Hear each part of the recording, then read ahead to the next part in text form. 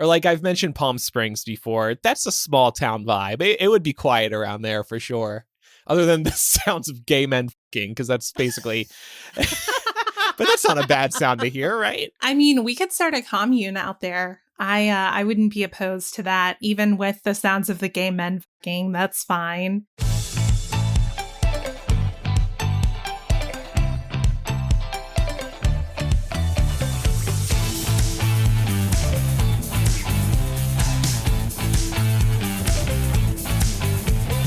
Welcome to Millennial, the home of pretend adulting and real talk. I'm Andrew.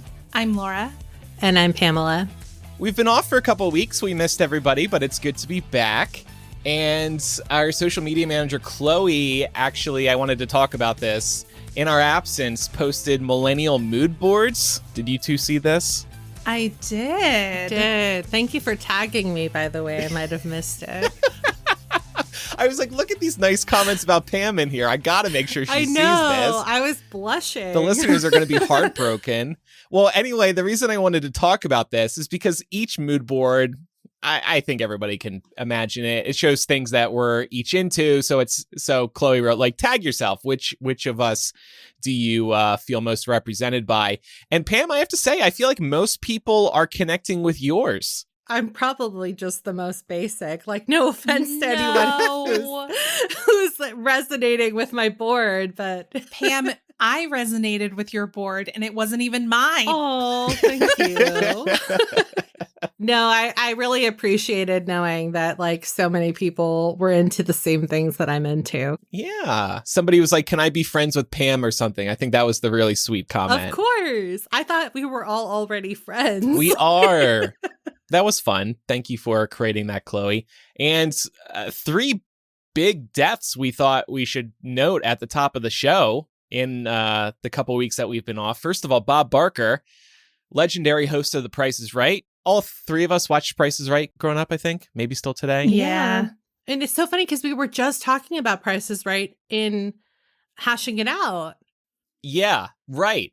And like right before this happened, that's the first thing I thought of. And my recommendation a couple weeks ago was Pluto TV, in part because they have a channel dedicated to airing Bob Barker episodes of The Price is Right. And I love it because you can watch an episode from like 1978 and it's so fun to see what they're giving away. And there was less commercials airing in the hour. So like Bob is just like shooting the shit with people in the audience. So check that out if anybody's missing. Bob Barker wants to look back on his legacy. But I, like you two, grew up watching The Price is Right. I think we really associate Price is Right with sick days, staying home from school, because that's when it would air. Yeah. And you really 100%. wouldn't record it unless you were a super fan. I had the pleasure of going to The Price is Right studio. Of course, this is when Drew Carey took over. I pulled my name tag out. I found it a couple weeks ago because they're moving studios, and this got me thinking about the name tag. By the way, I still have my ex's name tag, Matt, who used to be on the show too.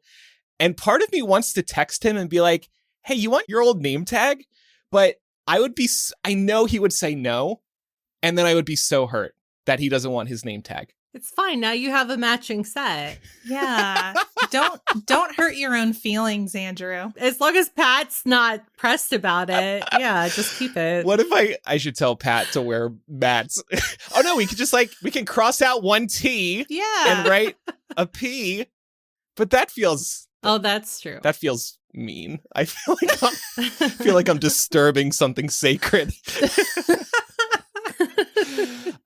So yeah, I mean, Bob Barker, he was such a smooth host. I mean, he really was locked in on every episode. And I'm remembering this watching his old episodes on Pluto TV.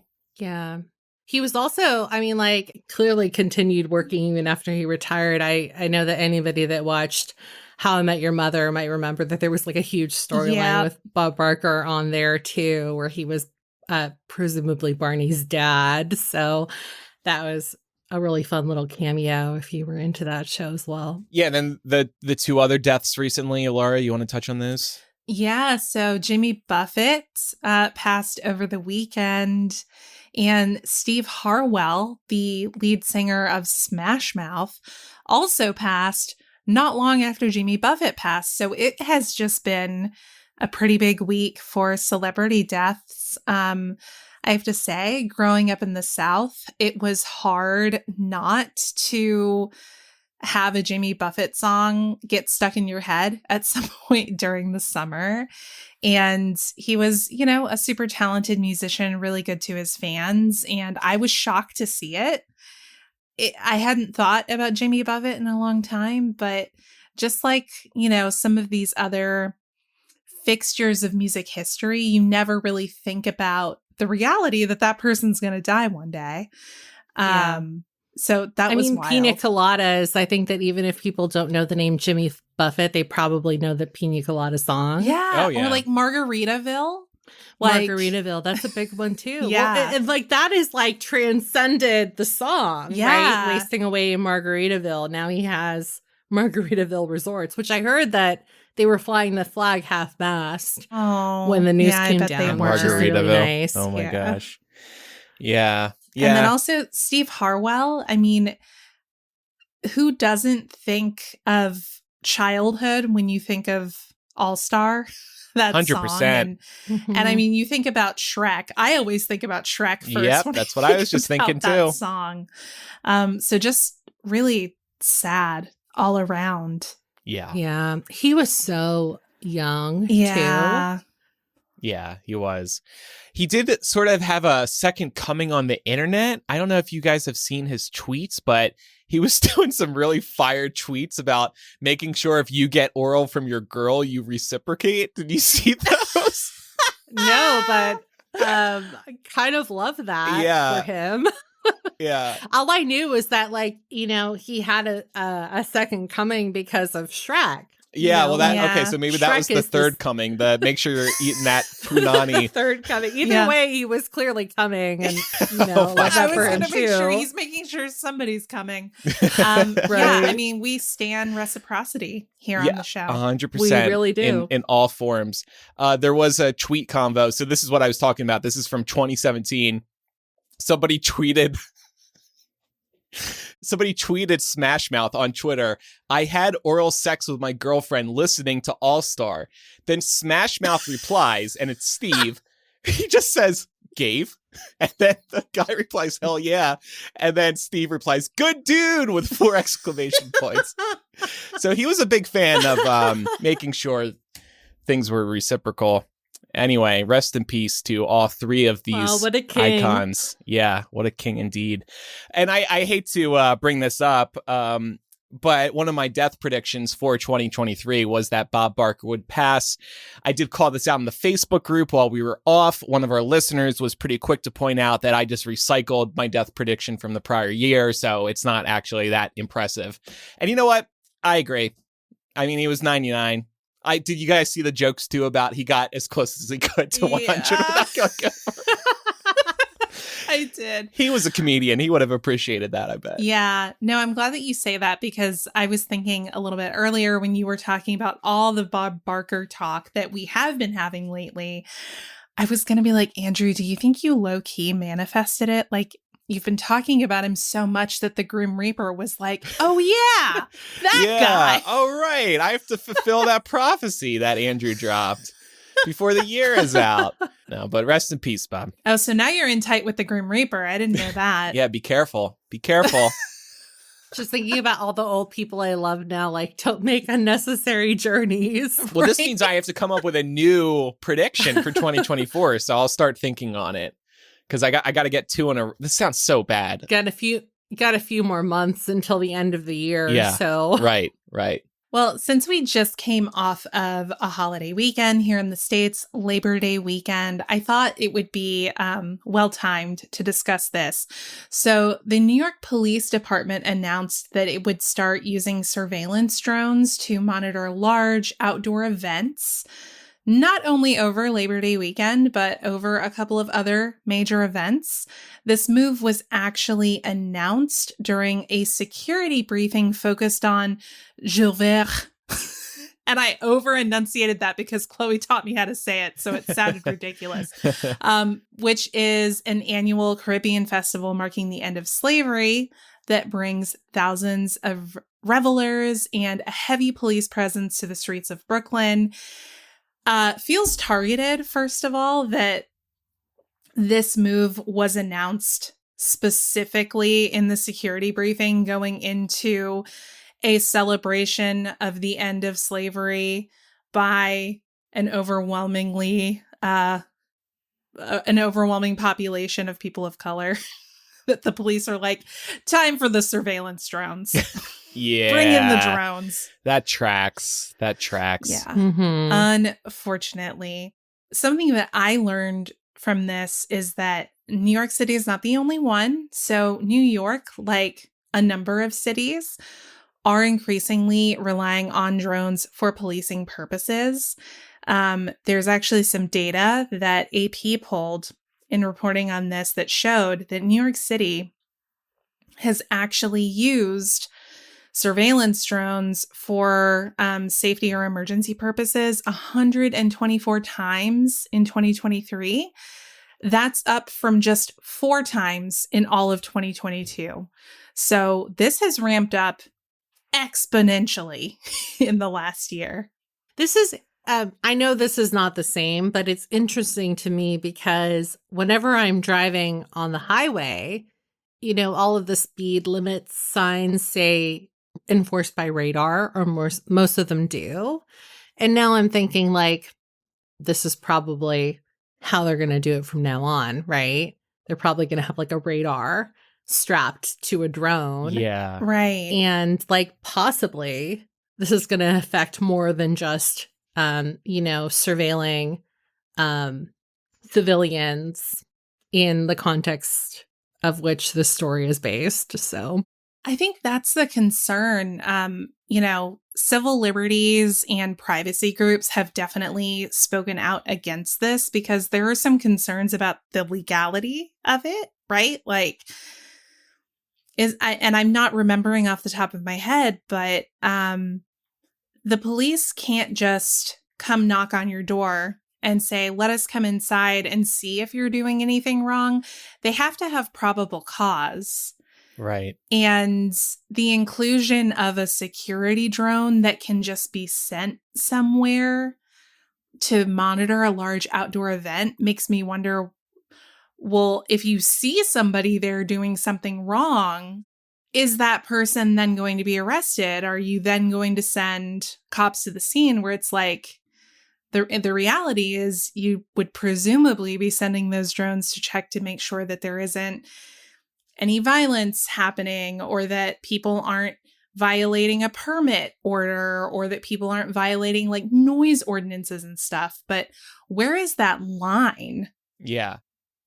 Is the right, question. like, are they just going to show up with a warrant in hand, right? Right. Because that takes time to process. But if they show up with a warrant instead of like, I don't know, it is tricky. If they can't cross the threshold into your home, you would think that carries over to like the backyard too. So let's say they are having a party in the backyard. The homeowner's having a party in the backyard. The police send the drone over.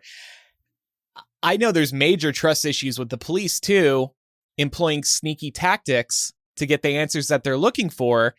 I could totally foresee a scenario where police are flying drones over somebody's house to see what's going on back there when they shouldn't be, not identifying the drone as a police drone, and just kind of basically sneaking up on people and getting their sneaky shots. As a drone owner, I feel like I can speak a little authoritatively on this. You can basically fly wherever you want.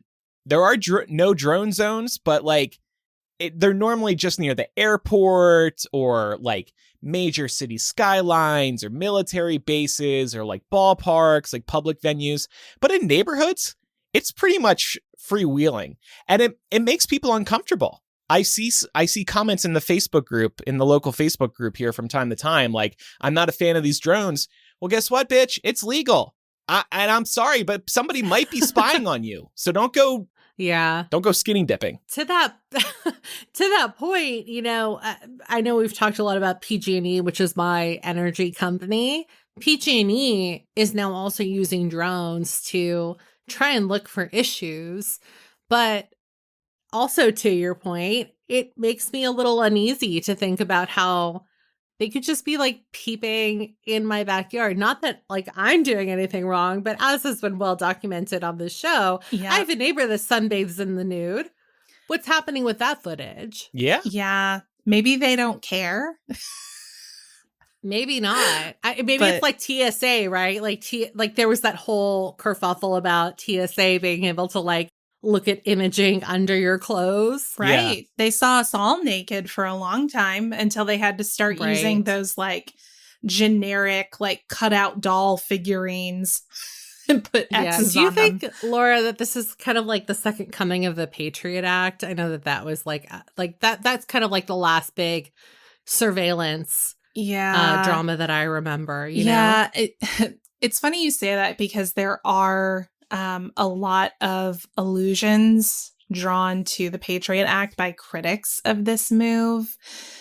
And I think given the fact that, to Andrew's point, there really aren't any set laws around what's legal and illegal to do with a drone, kind of leaves all of this open to interpretation. I'm sure that these police departments have a playbook, right, of rules and regulations that they have to follow to some extent. But given the fact that there are, the ACLU says 1,400 police departments across the United States doing this exact thing, it's really hard to imagine that they are all being consistent with one another and not approaching this with their own interpretations on what is or isn't allowed. Feels like entrapment, to be honest with you. Yeah. Yeah. And to that point, this was actually one of the police chiefs speaking about this, saying that if somebody calls to complain, okay, so this is your narc neighbor, if a caller states that there's a large crowd, a large party in the backyard, we're going to be utilizing our assets to go up, to go check on the party, to make sure if the call is founded or not. So basically, it feels like a gotcha. Yes. Yeah. Yeah. It's like your neighbor thinks your Labor Day weekend party is too big and too loud, and they call the police to complain. And understandably, the police, they have a recruiting problem right now. I wonder why that is. They're understaffed. They don't have enough bodies to go out and be making all of these house calls. So they are implementing the use of these surveillance drones to help them streamline some of these processes. But it makes me wonder if nobody ever stopped along the way to say, hey, did we think about how this might impact people's rights to privacy? And I'm sure they didn't. Yeah. Well, that is especially interesting too, because when you look at like even the First Amendment as it applies to photography and photojournalism, obviously like a lot of it is not enforced, but technically like if you're on private property, you should be pretty safe, right? It's only when you're in a public forum that a lot of these rules hold up in favor of the person that took the footage. Yeah, and I see. It would just hold kind up of in seems court. like Yeah. there's like a loophole for law enforcement, but that really shouldn't be the case. Mm-hmm. Right. Because they don't really have probable cause before the call comes in. But then like it could just be like a neighbor that's too sensitive. And then what if they stumble upon something else? You know, it's like, it's not to say that like if they do stumble upon something else, like that group of people is not breaking the law. But the point is that like they shouldn't have been there to begin with. Right. Or like if a police officer comes to your house with a warrant for like cocaine, they suspect you have cocaine, for example, and they come in and they find that you have something else illegal, that's not what they were there to find. So they can't, that's like not protected under the umbrella of that warrant, right? So this feels like, you know, as we were talking about cause for concerns around entrapment, really setting people up for failure. And I think it's fair to say that any one of us would be pretty uncomfortable with this. Yeah, for sure.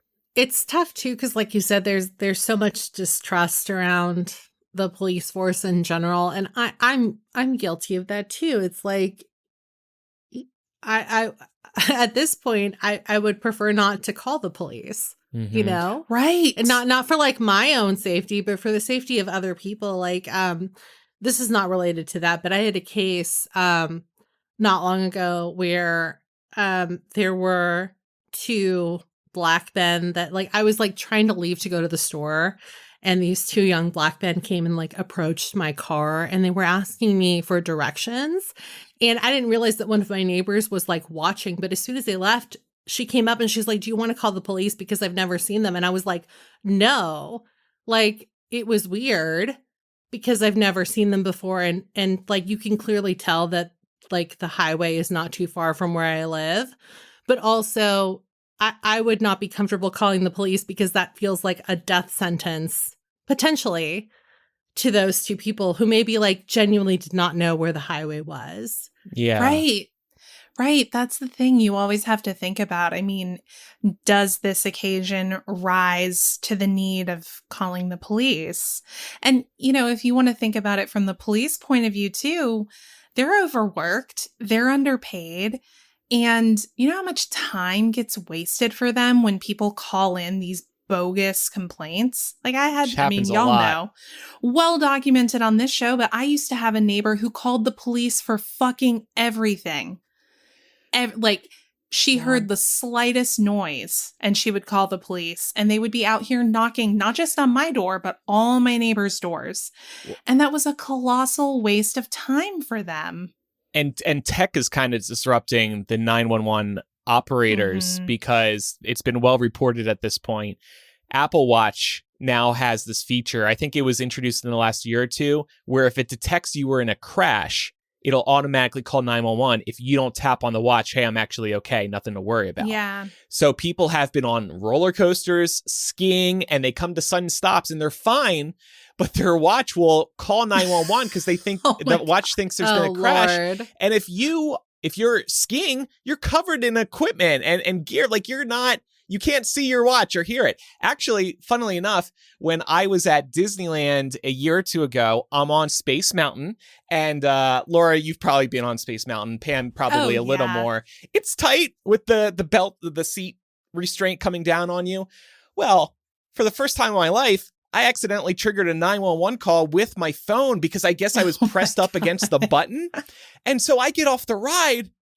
It's in like 911 emergency mode. There's a voicemail from 911 or like 911's on the phone. Oh, Lord. And my mom texts me, "Are you okay?" Because my phone called my mom to let her know I'm dead, apparently. It automatically sent her my location. It's nice to know it works. But that was another, and this type of thing happens all the time. And these operators are overwhelmed. Yeah. Well, to that point, I mean, like, I accidentally triggered the SOS countdown today. That thing. Yeah. SOS. That happens all the time. And it's one of those things where it's like, I don't want to turn this off because one day I might need it. I hope I don't, but one day I might. Mm-hmm. And, but at the same time, it is like the highest source of anxiety for me because I want to make sure that I catch it to cancel it before it happens. Right. And Space Mountain was a perfect example of, I'm not catching that. It's loud. Of course, because you're having fun. You're being thrown all over the and... place. Yeah, there's like, you can't hear what's happening with your phone in that moment. And the 911 operator just hears people like, yeah, 100%. That was me going, The 911 operator probably thought I was like in the middle of a mass shooting or something, or the way people were screaming on that thing. You hear the blaring Space Mountain music. My poor mom thinks I'm dead because iPhone's like, "Here's where Andrew is. He just called 911. Sorry." And she sees that you're on Space Mountain. Yeah, right. Yeah. He fell off the roller coaster. The map has a preview, so it's like Andrew's at the happiest place on earth dying right now. Well, no, you wouldn't be because, as you know, no one ever dies at Disney. It's true. They don't pronounce you dead until after your body is out of the park. That's true. That's a fact. They would wheel your stretcher over property lines and be like, "Oh, calling time of death." Activate SOS mode again. Let's fake this. Oh man, that's it. It's so fun, but I mean, none of that is fun. But you know what I mean, the conversation. But we like dark humor. We do here at the show. But it does highlight another really important part of this conversation, which is that law enforcement and emergency support personnel are already super overwhelmed. And it makes me wonder if this movement towards surveillance drones is going to unintentionally make it worse. Because if people know that it's easier to get the cops to respond to a complaint call because the cops have surveillance drones, whose job is it going to be to monitor all of that? Well, so do we know, is it truly going to be easier? Because somebody's going to have to operate that drone. I think you could assume that the drone might be able to fly itself, but I would think somebody has to be at the controls of that thing. Yeah, and reviewing the footage real time. Right. All the time. So it's not going to make it easier for the cops. No. Yeah. Yeah. It just seems like there's more room for error, right? Yeah. To make a wrong call. Mm-hmm. Right. The only thing that I can think of is it gives the cops the ability to like screen a complaint without actually going out and addressing the issue. But you're depending on so many variables going right if that is the presumed use of this technology. You're counting on like everyone everywhere who's a police officer who has access to this technology having that same approach of saying, oh, I don't see anything wrong here. Let's keep it going. It's also kind of silly because the initial screen should be the call, right? Right. The call of whoever pointed out or whoever complained, I guess is what I'm trying to say. And then like a human should step in to assess whether or not that call was valid. It also could cause an unnecessary ruckus at this gathering or whatever, because if people start seeing a drone flying above them, hovering for several minutes, that might send people into a bit of a panic, and then they're going to call the cops about the drone. Yeah. I don't know, though. It depends on how drunk they are, honestly. Like, people might just not realize that it's a police drone. Well, but that's my point. Like, what the hell is this random thing flying in the sky above me? Is some neighbor trying to spy on us? Like, whose drone is this? Imagine, like, somebody shooting that down, too. That's a fair point. Oh, that shit will happen here for sure. Honestly, who cares if they shoot it down? Like, honestly, I would just be impressed if they managed to shoot it. But if it's government property, how are they? First of all, how are they supposed to know? But then, like, that could land them in heaps more trouble, even though clearly, like, I heard about this story, like, just before Laura mentioned it. But I'm sure that this is not common knowledge. And I also am sure that the police department probably prefers it that way. Yeah. So it's sneaky, right? It is. And I feel like I'm not going to sit here and say there's no use case for police departments using surveillance drones. I think that some very limited contexts need to be defined, though. Like, for example, public place, like a concert or a festival. Yeah, I think that's a good use of those kinds of things. You already have surveillance cameras in those places anyway. They're just static, right? They don't move. But I could see how having a drone overseeing a festival could be really helpful. But to hang out over people's backyards is ridiculous. And I think currently it's assumed that if you see a drone in the sky, chances are it's some sort of recreational drone. I see them quite a bit, and I would never assume it's the police. Yeah, because what do police do to get an aerial view? A helicopter. That's just how it is. The other thing is, too, is like, body cams conveniently malfunction all the time. Right. I'm sure that drone cams will never malfunction. Yeah. I have a question for y'all, but this is a wrong answers only question, meaning I'm asking the question. We're not going to give the obvious answers because I think based on this conversation, we all know how each other feels about this topic. So I want y'all to come up with the most funny, awkward, sarcastic, whatever answers to this question. Do we trust law enforcement departments with surveillance drones? Yes, because as I said earlier, they never do anything without nefarious purposes and intent. So I think we can definitely trust them to be honest all the time. I actually, I'm not one of these anti-police people, but I don't think any of us are. No. I do. Well, wait, hold on. I need to shift back into the wrong answer only. Yeah. I do really trust them. They have made mistakes, but with this, the drone that can fly high and kind of discreetly and easily make an escape, yeah, I trust that for sure. Because I've never done that. I've never spied on people with my own drone. No, you definitely don't. You definitely don't post those on your secret. My TikTok? TikTok, yeah. Oh, you mean TikTok.com/@AndrewInTheAir. Yeah. If everybody wants to check out my surveillance footage, check it out. It's pretty great. But see, that's all the pretty footage. He also has a secret private TikTok account that's all the footage he gets from spying on people. No.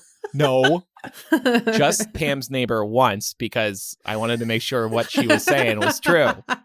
Of course, I trust law enforcement with this, because I'm sure that they've gone through all of the testing procedures to make sure that everything is, by the book and up to par. Right. Like always. I'm just going to say I definitely trust law enforcement departments with surveillance drones, because it actually gives me some comfort. It's kind of like having a big brother over my shoulder. Aww, you know what I mean? I love that show. Like, so sweet. It's like having God in the air, Got your six, right? That's the military term. Right. Got your six. Got your 6, got your 7, got your noon, high noon up in the sky. Amazing. All right. Well, I guess I'll go switch my secret TikTok account to private so nobody can find what Laura's talking about, and we'll be right back.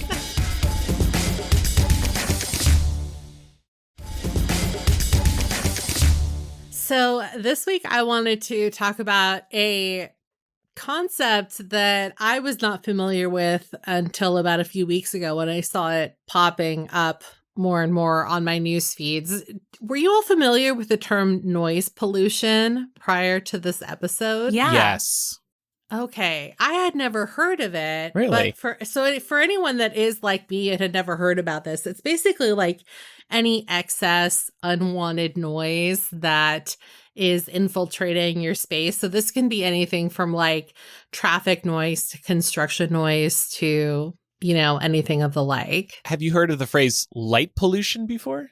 No, I've never heard of that either. What? Yeah. Okay, so light pollution is basically the same thing, where there's so much light in a certain area, let's say in a city, that it's taking out the night sky. You can see less stars. Right. So people... Well, I've heard of ambient light, which is like, I think, the scientific term for that, but I've never heard of light pollution. Yeah. And some towns are actually trying to fight against light pollution. Like if you go to the town where Zion National Park is, Springdale, they have very, very low lighting in the area at night. It's actually kind of, you need like your iPhone to guide you on the city sidewalks at night because it's so low. But it's good because they're trying to protect the night sky near a gorgeous national park.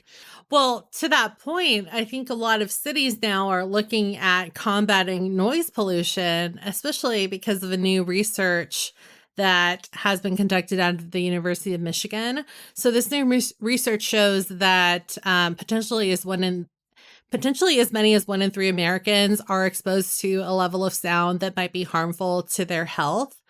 So, one of the things that I found interesting about this research study in general was that it involved the analyzation of 130,000 participants' noise detection feature on their Apple Watches. I don't have an Apple Watch, but I know that both of you do. So you could probably look at, like the noise detection on your watch just to see how many times you're exposed to, a noise that's louder than what the human ear is capable of handling.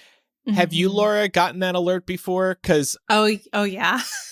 I've only gotten it in strange places. Like I'm drying my hands under a hairdryer, and the watch is like, "Oh no, stop that! Bad for your ears." Yeah, where have you gotten it? I've definitely gotten it at concerts, and I've also gotten it when I'm driving in my car and my music is really loud. Laura, Okay, that I must be. know. I need to try to do that, see what happens. Listen, I love jamming out and having my own personal concert in the car, okay? I feel that. Ears be damned. Yeah, I feel that because I've been looking at the health app recently just to like gauge whether or not I've made strides in Yeah. advancing the number of steps that I take. And one of the things that it does analyze is how loud I listen to music on my headphones and also in my car. And I know that that's louder technically than what, you should be listening to music at for, it to be a healthy interval. So all of that definitely plays a factor into this as well. So, one of the other things that this research found was this is probably not surprising to anyone on this panel, but Black and Hispanic participants tended to have higher noise exposure than participants in other ethnic groups. And that's also just because they tend to live lower on the poverty line than other ethnic groups. So, oftentimes, when you're looking for housing, the cheaper alternative is nearer places that have higher noise levels. And so that's why those groups are disproportionately more affected when it comes to noise pollution. Yeah. Makes sense. So in terms of the medical research that's involved with this, the reason why we should all be a little bit concerned is because there's actually a direct correlation between prolonged exposure to high noise pollution and the increase in the risk of cardiovascular disease. I think that a lot of times when we think about, high noise levels, we're thinking about our hearing. But this affects much more than, basically like what our ears could handle. So in addition to increasing your risk of cardiovascular disease, it could also increase your risk of higher stress levels, which, also feeds into that as well. This is something that I was kind of surprised by because I've always kind of lived in, if not in a city, in a suburb that's close enough to a city that it kind of gets like a higher noise level. And the high noise level is actually something that is comforting to me as somebody that's like only known that life. And I wanted to know if like that resonated with both of you or if you're kind of used to a quieter home setting. Yeah, it's interesting because I lived in Chicago, I lived in LA, I live in Vegas currently. I guess I've kind of gotten used to it, though now I am kind of on the edge of town in Vegas, so I'm not getting the same noise I would have in a densely populated area like I was in Chicago. I am aware of the noise levels in the area because this is also a growing area that I'm in. One of the reasons I did like moving out here was because it was quieter. I want to sit outside in the mornings and read a book, and like I don't mind some noise. I don't expect for my backyard to be as quiet as like a forest would be, but I would like some peace. So I am trying to like stay aware of that right now, especially being in a growing area. That's fair. Have you found that there's like too much construction for you as a result of that? There is construction noises, yeah, but that's something I'm not really fussed about because that's not forever. Like once they're built out enough, far enough away from me, I'm not going to be hearing that stuff anymore. So that's a plus. I think for me, I can kind of do both situations you were talking about, Pam. I can do silence and I can do more of the hustle and bustle of, outdoor noise because I've lived in both scenarios. So I think I just got used to them both. Where I am now, we get a mixture of both too. Like in general, it tends to be pretty quiet where we are. But I mean, we're still in the Atlanta perimeter, so we definitely do still get city noises. And one of the most common ones is sirens. But I think I kind of tune them out. We had friends over this weekend and they were like, "Did you guys hear those sirens going off last night?" And I was like, "Nope." I didn't hear a damn thing. Yeah, when you get used to them, it doesn't even really register with you anymore. I think that's where I am to some extent with just like the general ambient noise that I'm hearing around town. Yeah, it's so interesting that you both say that because I'm the same way. And when I was researching for this segment, I saw this segment pop up on NPR, and they were basically saying that part of the problem is complacency, because regardless of where you live in America, America is getting louder by default. And so we might not realize the toll that higher noise levels are taking on our daily lives as a result of that. Yeah. So it's definitely something that I've been thinking about for sure. Funnily, like I live in a very quiet area now. This is probably like the quietest area I've ever lived in. I always joke that like I moved to the country because it's so quiet.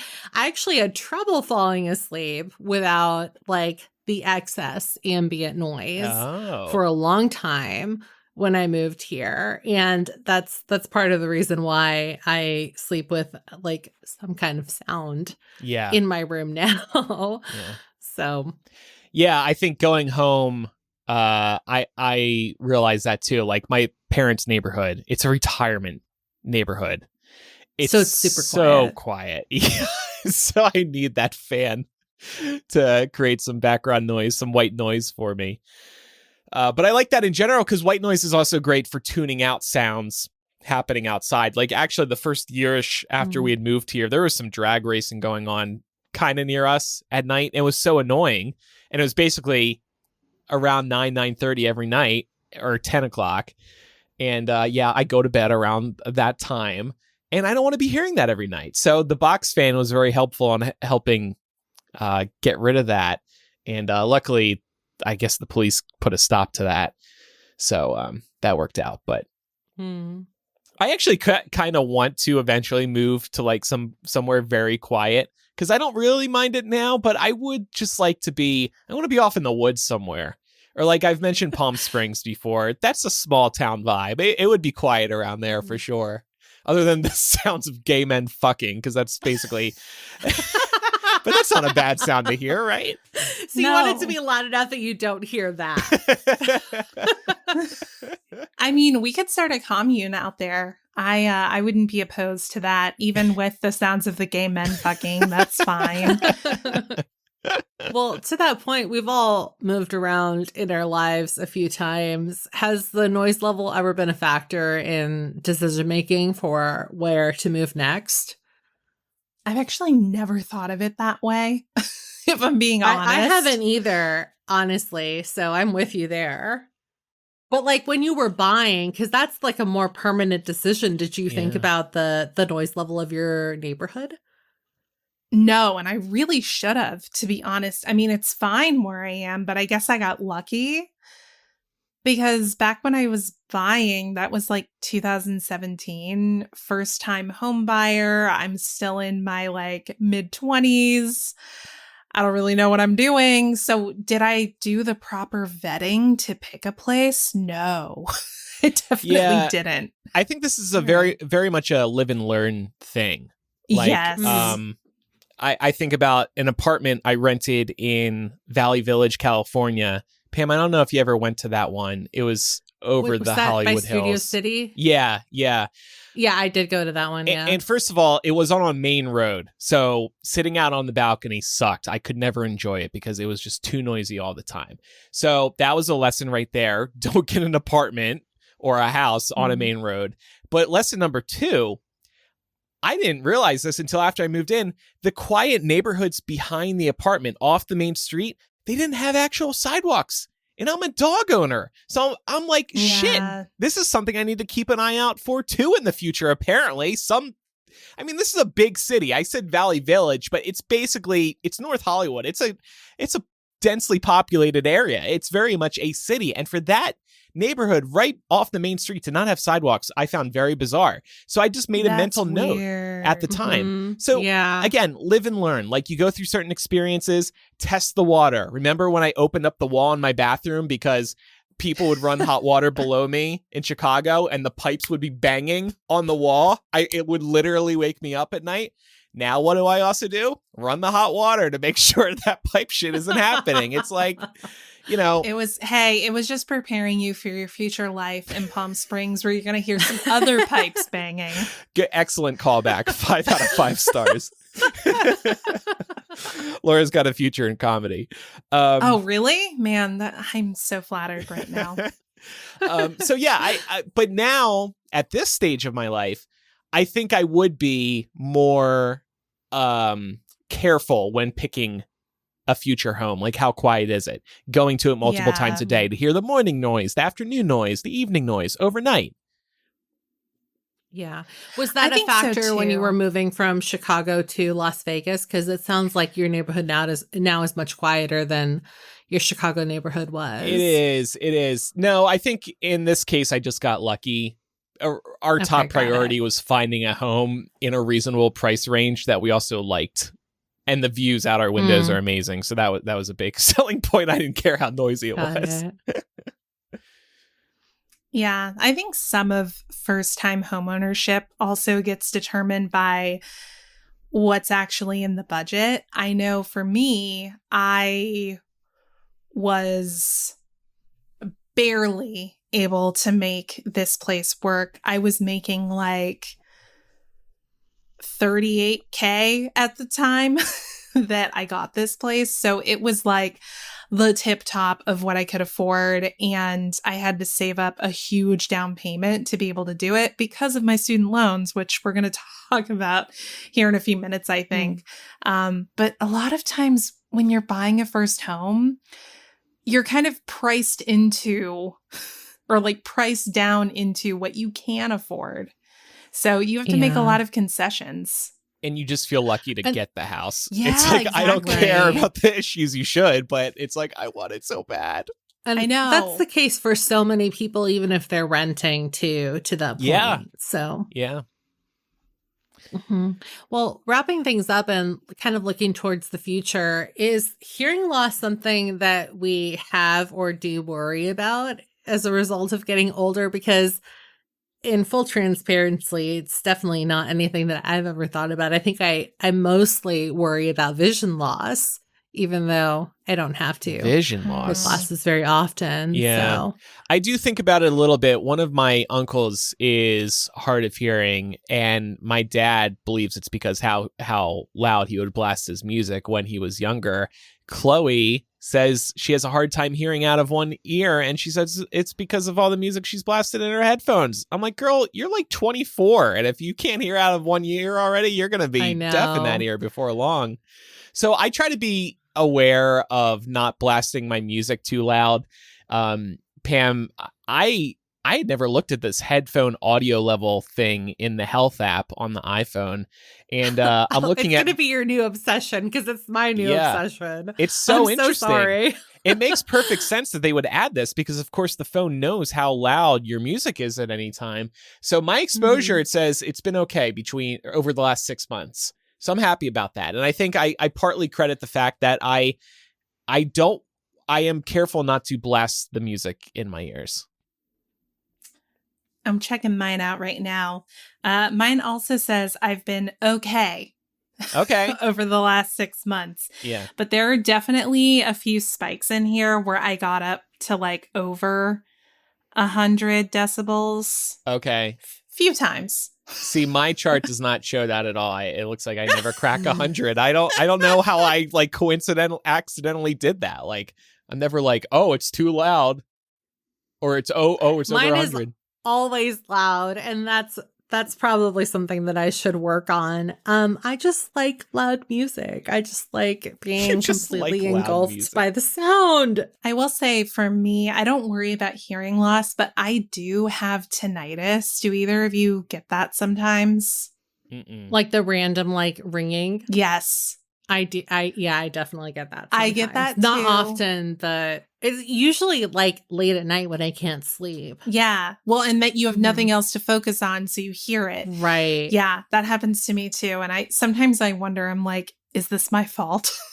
Did I do this to myself? I feel like this is a result of all of the punk rock concerts I went to in my teens and 20s. Fair. Where I should have been wearing earplugs, apparently. Yeah. But it's not punk rock to wear earplugs. So. It's not. So lame. So lame. Mm-hmm. Well, we're actually going to continue the discussion about home ownership in a moment. But first, we're going to take a quick break and we'll be right back.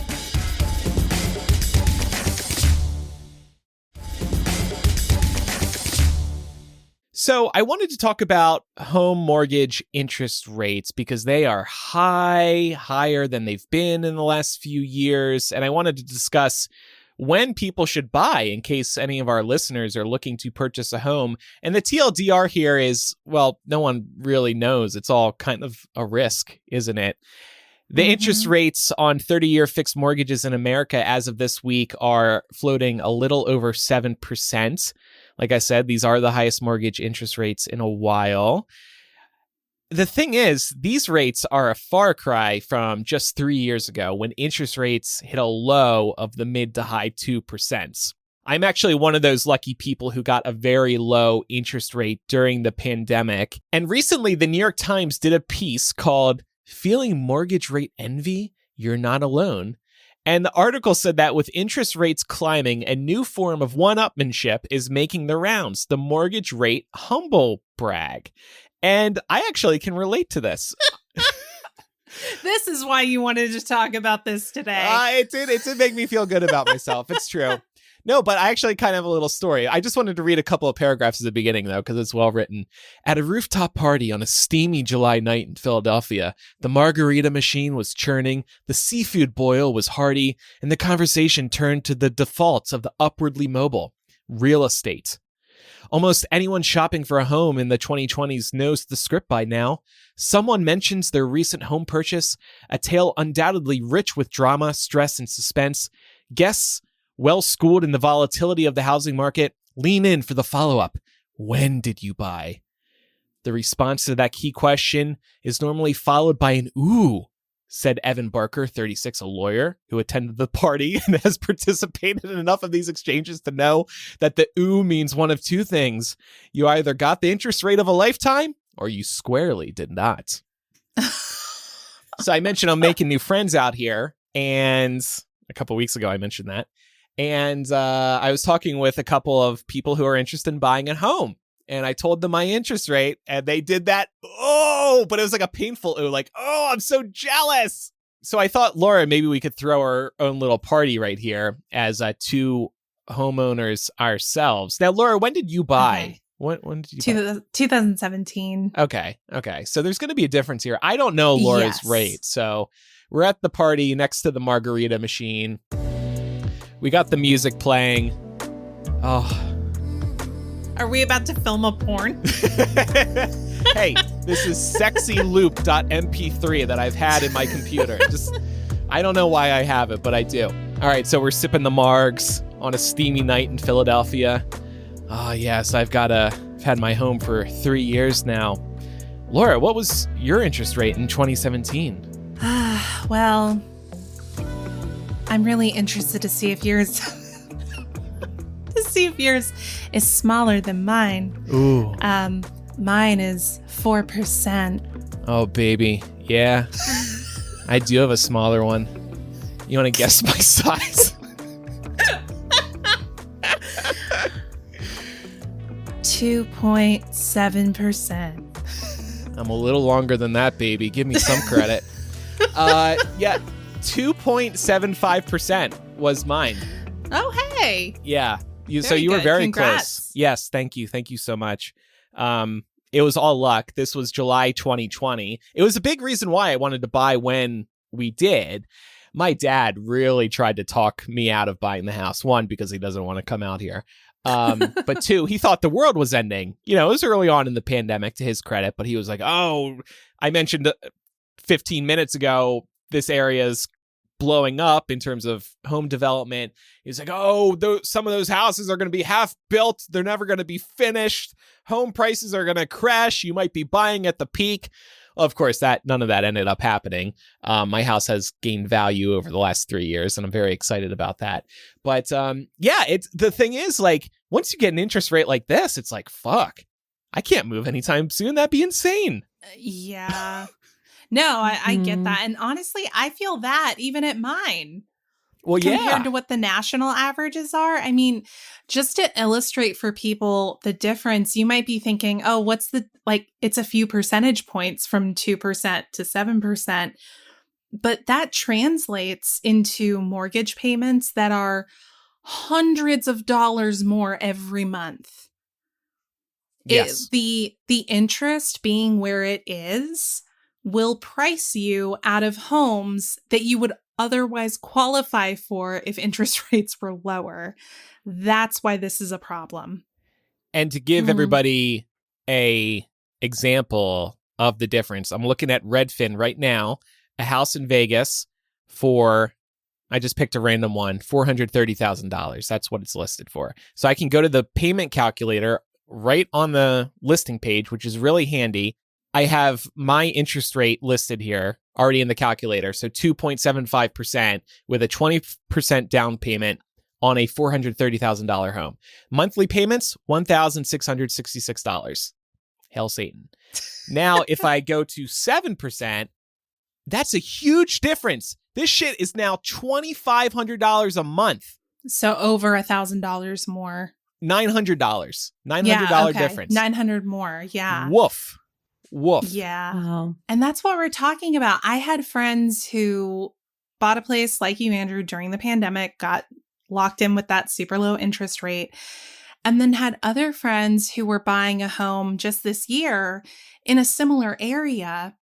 And their homes are similarly valued. They're similar vintages. The cost of the homes was not dissimilar. It was a little more expensive to get, their home this year. But the interest rates resulted in these other friends paying hundreds of dollars more every month. I think it ended up being $600 more a month than what my other friends who bought during the pandemic are paying.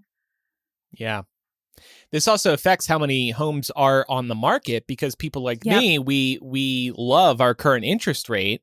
So we're not selling anytime soon. And like Laura said, she doesn't want to sell anytime soon because of the interest rate. Now, you always could refinance later, but let's say you get a 7% interest rate now. Interest rates could go up. Hopefully they go down, but they could continue going up. That's the thing. And I mean, none of us are financial experts, but I feel like I hear kind of everywhere when this conversation comes up that interest rates are never going to go down as low as they were again. And we can even look at when our parents bought their first homes, because I was shocked at the interest rate my parents had on their first home. It was, I want to say it was like 10%. And that was normal for the time in the 80s. In 1981, the average rate was 16.63%. That was one of the peaks over the last 30 or so years. Of course, homes are a lot cheaper too, and it's a different world. But now wages have been stagnant, home prices have risen, and now the interest rate's going up. It's like a terrible combination of factors. Yeah. And it's horrible for people who would like to break out of renting, because it's obviously understandable why you'd want to do that. That's why I went the route that I went, because I was looking at rents in Atlanta and realizing that I could be throwing over $1,000 a month away on rent, or I could be paying a mortgage and building my own equity. So that felt a lot more appealing to me. But these interest rates really prevent, I think, a lot of first-time home buyers from being able to break into the market. It's another thing that's fucking millennials up the ass. We just get it both sides all the time. Well, Laura, since you were talking about how millennials are getting fucked over, I know that something that is huge with millennials is just the burden of student loans. As somebody who has student loans, how does the process affect you as a borrower, or how did the process affect you as a borrower? Oh my God. It was so fucking annoying. So this is back in 2017. I could not qualify for a first-time homeowner's loan, the FHA loans. The reason for that was my student loan debt. And the way that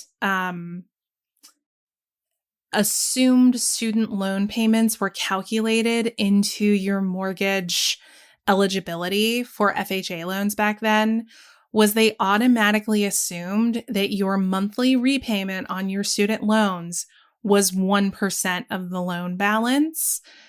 And it absolutely wasn't, because as I said at the time, I was making like $38K. And I was on an income-based repayment plan. So I promise you, my monthly payments were not 1% of my total loan balance. But at the time, legally, that's how it was considered. So I just had to go the route of getting a conventional loan, which meant that I had to save up for a 10% down payment. Would have been really sweet to get that smaller. I think it's 3% for a first-time home buyers. Andrew, you got one of these, didn't you? No. No, you didn't? No. Oh, Wait, what? well. No. Was it your student loans too, Andrew? Anyway, it's a much lower bar for what your down payment has to be with an FHA. And I was basically ineligible at the time because of my student loans. However, I will say in the last year or so, the Biden administration has rectified this and changed the rule around that 1% assumption for FHA loans. So that is making it more possible for people with student debt to get a first-time home buyer loan and get that much smaller down payment, which is great. It really sucked for me at the time. But I'm glad they fixed it. Yeah. I may not have looked into that too far because I could afford a 20% down payment on the Chicago place, and I rather would have just done that. Yeah, that's fair. I had to bust my ass. Yeah. No, I get why people do it. It's just I wanted the smaller monthly payment. That's fair. So, Andrew, I also had a question for you. Obviously, anybody who's listened to the show for a while will know that Las Vegas is like your second foray into owning and buying a home. Was there anything that you learned from buying the first time around that you implemented into your second buy? Yeah, I guess that might help people out. I did kind of touch on a couple of these when we were talking about noise pollution. Like, I felt like I did a more thorough test of the house. And this was also a new construction house, so there's a lot of room for error. There's a lot of things that could be discovered because they just built the thing. I did run into a couple of issues. Luckily, the home did come with a 1-year warranty, so we had plenty of time to discover the issues and then sort it out with the builder. Like, they rewired the air conditioner backwards, so it was like cooling the wrong room it was weird how they could have done that backwards. And there was a couple other odds and ends. But I think my biggest tip for people is really just thoroughly think about the neighborhood you're in, the house itself. When we visited this house, we visited multiple times of day. We visited in the morning. We visited in the evening. We may have visited in the afternoon just to get a sense of what the area was like and what the house was like. Would there be any problems later in the day? Is the sun just horrible on this side of the house during the day or something like that? Just looking at the neighborhood more. Again, noise pollution. One thing that really turned me on about this particular area is yes, there's a lot of construction happening in the area that we're in, and maybe a lot of people will run into this actually because there's tons of new home developments. But I was like, okay, that view out these windows, that's what I would call a forever view. Like, I know that view is never going to be interrupted by construction because, the mountain's high up or something like that. That view, that's another forever view because I know that nothing will ever obstruct that particular area. So just really, really, there's no such thing as overthinking, I think, when you buy a house. Yeah. So just let your mind wander, be stressed about it, because then you can ask questions to your realtor who can then pass it on to the seller. Like, oh, we noticed this construction area right in my backyard, basically. What's going to be built there? So you know what's going to be coming up in the future. How about in terms of interest rates in general? Because I think that that's probably something that first-time home buyers are going to be looking into. Do you have any advice for them on that front? I guess not really. That's fair. I don't think. Go ahead, Lauren. Having good credit is important. Even though interest rates are shitty right now, you're going to get a better rate if your credit is in a good place. Yeah, and I would also say be prepared for the lender to basically rip apart your soul. They will want yeah. every bill. They'll look at every single thing. Yes. And they, they're no bullshit because they want to get the job done. They got a lot of jobs to get through. So I get that. But my God, I felt like I was laid bare. Take me as I am. Take it or leave it, baby. Like they just, it felt kind of invasive. I was like, right. Just well, because you're also reduced to just numbers and figures, right? And that feels like, I don't know, it doesn't feel great because I think like as humans, we feel like we're more than that. But when it comes to borrowing and lending, we really are just numbers. So yeah. And they'll be like, sucks. What was this charge for? Where did this money come from? Because like for the down payment too, when you're lining up the down payment, they want to know where that down payment came from. Unless you have it in like one account, it's just been sitting there doing nothing. If you recently moved that money from somewhere else, like they're going to be asking and they're going to want proof of what you're saying. I remember actually, because being self-employed, it seems a little riskier. It could seem a little riskier.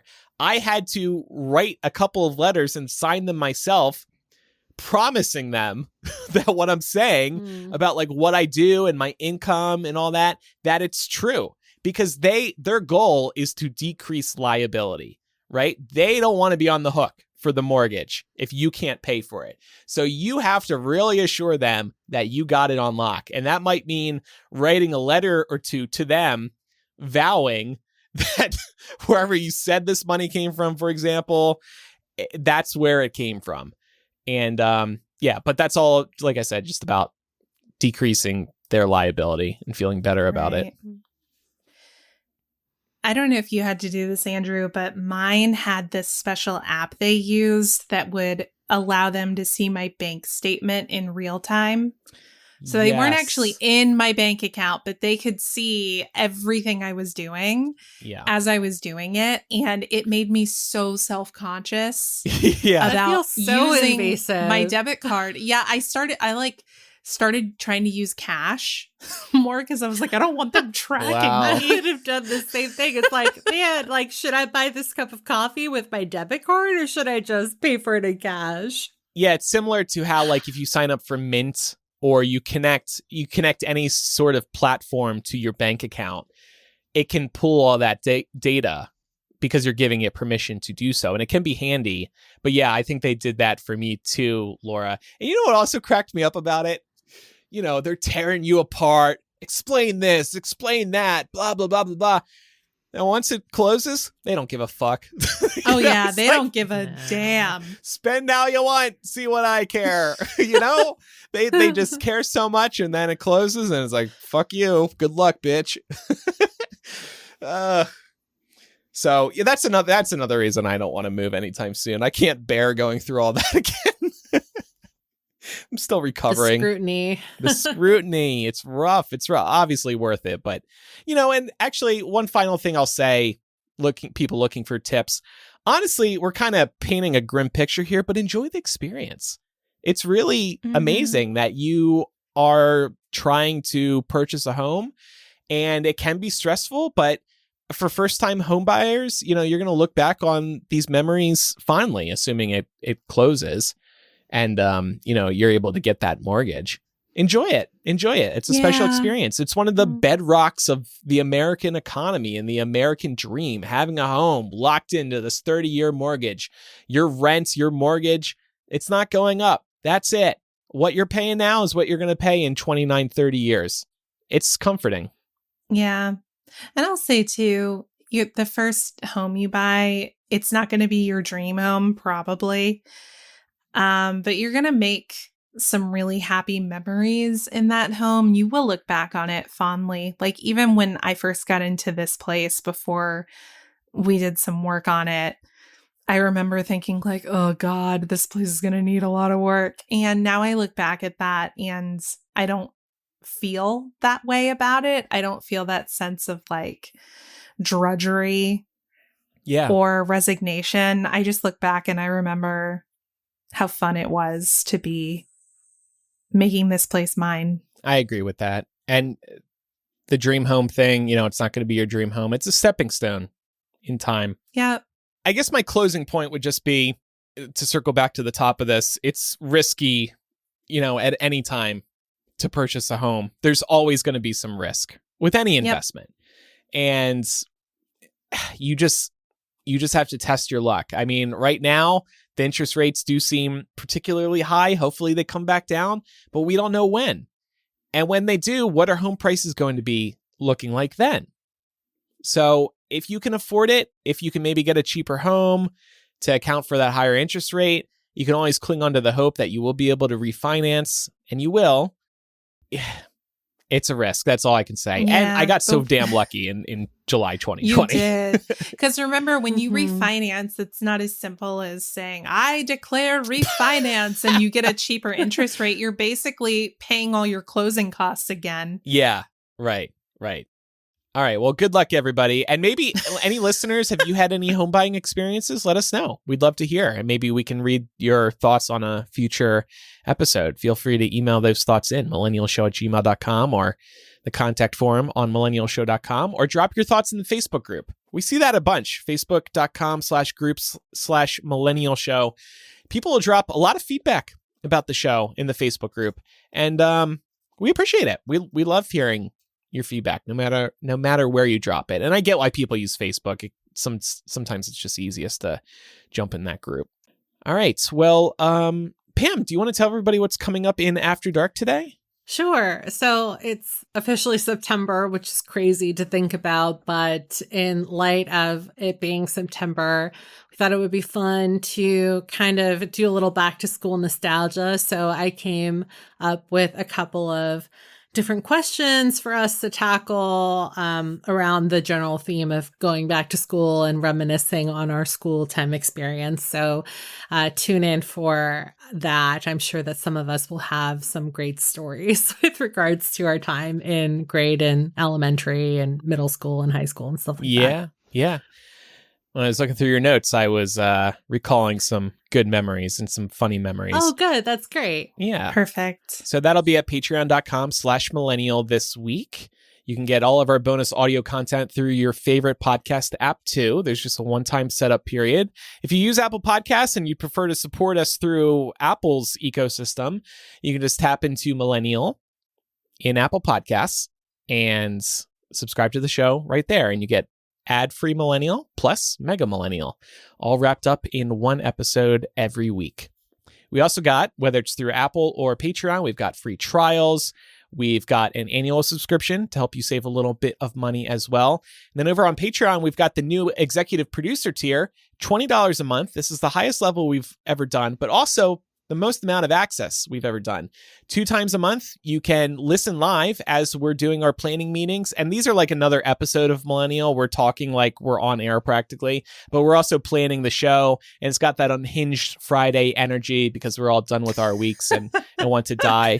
But we enjoy each other's company as we contemplate death. Do you guys ever think about dying? That's us. Would make life a lot easier, wouldn't it? Time for recommendations. What do you have for us, Laura? Actually, I think Pam should go first because mine kind of relates to hers. I see. Okay, I'll set this up. So I actually have a recommendation that Laura recommended to me off air. Cece's Closet is a Black-owned small business, and I wanted to recommend specifically their bonnets for sleeping. I have kind of like wavy curly hair, and I was telling Laura that I felt like I was suffering with a lot of breakage and like my hair was really dry, and that I had tried bonnets in the past for sleeping, like silk bonnets, but that it just wasn't working out for me. And I always woke up and they were like on random sides of my bed. And she was like, you need to try Cece's Closet because the bonnet has never moved off of my head. And so I ordered one from them about a month ago, and she was totally right. It's so well made. And it just feels really good to support Black-owned small business specifically, because obviously bonnets are something that Black women have been wearing for a really long time to protect their hair. And Yeah, so like the quality is really great and the pattern is really great. And my hair feels fantastic even a month in. So I'm so glad. yeah, definitely would recommend investing in one of those if you feel like it would help you out. And it's not just for like textured hair either. Bonnets can help even, straight hair, any kind of hair. Yeah, I have mostly straight. I've got like a couple random waves in there, but for the most part, it's straight. And I wear mine every night. Keeps my hair from getting frizzy, rubbing against the cotton pillowcase, keeps it nice and shiny. And I feel like I don't end up having to use as much dry shampoo when I'm wearing my bonnet consistently. I don't know why that is, but for some reason it feels like my hair gets greasier if I sleep without it. So apparently Laura was like, which one did you pick? Like which style? And so I told her that I picked out I think it's pronounced Fatma, the Fatma bonnet. It's really cute. It's like royal blue with like these orangey, yellow golden tone in it. And I guess she has the same one. So if you want to twin with Laura and I, you could get that one too. And then we could all just be like bonnet buddies. Bonnet buddies. I love it. And the reason I wanted Pam to go first is because I have another recommendation also from Cece's Closet. Their African exfoliating nets, if you're looking for a more hygienic way to wash in the shower, these are so much better than like washcloths or even those like bath sponges or loofahs or anything you might have been using, because all of those things can really harbor bacteria and they don't really do a great job of exfoliating you. But this is called an exfoliating net for a reason. It is basically a net-like material, but it lets you really like scrub yourself to get really clean and make sure your skin is nice and smooth. I've long had issues with like these little, I don't even know what they're called, but they're like little bumps on my arms. Pam, do you know what those are? I've seen people call them strawberry skin. Yeah, it's like, what is it? Like, not like keloid, but it's something that starts with a K, and I can't remember. Yeah. Well, I've been using it. I know exactly what you're talking about, though. Has that been helping? It's been helping so much. Like the tops of my arms are so much smoother now, and I don't have as many problems with that anymore.